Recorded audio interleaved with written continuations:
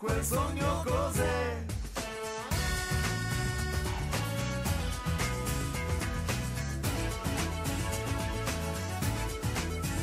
Sarà perché coloro il mondo attorno a noi, qui il sole non ci lascia mai, se resterà in te, so che mai non ti perderai, se c'è un motivo tra di noi, so che mi parlerai, cambio canzone e poi, tra me e la vita quanto tempo c'è, voglio vivere a colori, colorare il mio destino,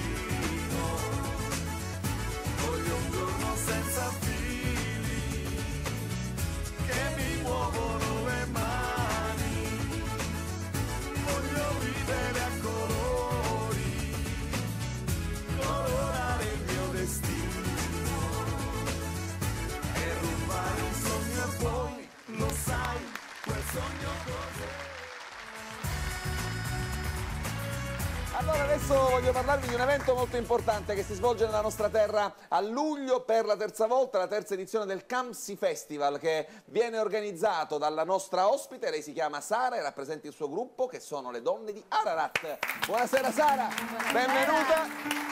E allora, cosa succederà a luglio? Da tutte le parti del mondo arrivano gli amanti di danze orientali e indiane. Sì, c'è un grandissimo raduno con tutti insegnanti da tutte le parti del mondo e tutte le danzatrici che vengono da tutte le parti del mondo, sì. E quindi è un evento culturale, artistico, ma anche turistico per la Evento nostra terra. che avviverà la sua terza edizione. Esatto, sì. Come sono andate le altre due? Benissimo, un grande successo. Quest'anno tra l'altro, come vedi, predominerà l'India, quest'anno è l'anno dell'India. Insomma, noi siamo molto fieri di aver portato questo evento in Sicilia. Senti, tante volte noi presentatori erroneamente parliamo di danza del ventre. La danza orientale è tutt'altra cosa, la danza orientale rappresenta un movimento, rappresenta una cultura, voi siete danzatrici di danza orientale. La danza del ventre fa parte della danza orientale, ma non è solo quello. La danza orientale abbraccia tutto il bacino del Mediterraneo, tutti i popoli arabi, e ha una storia meravigliosa, un folklore meraviglioso, quindi non è solo danza del ventre, ma è tanto altro. Voi come vi siete avvicinati a quest'arte?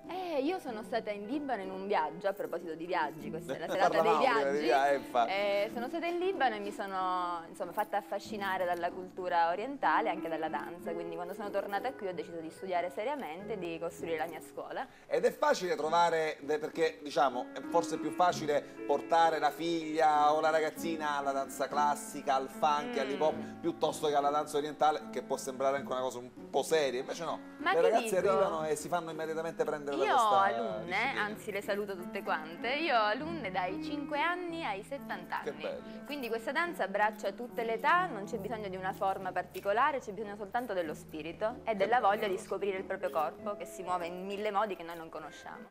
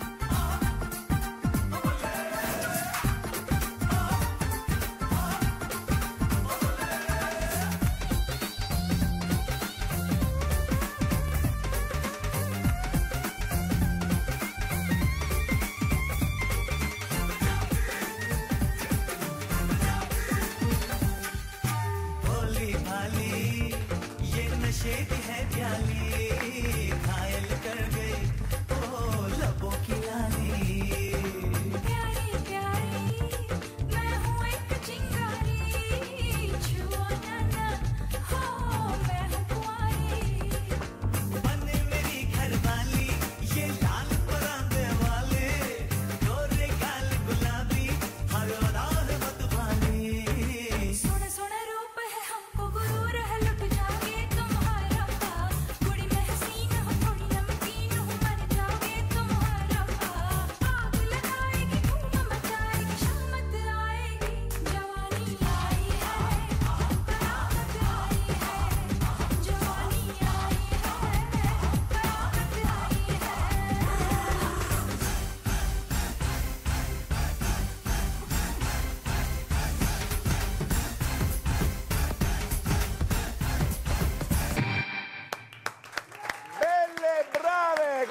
complimenti ad Anna, Alessia, Alice, Giusy, Simona e ovviamente Sara, loro sono le donne di Ararat.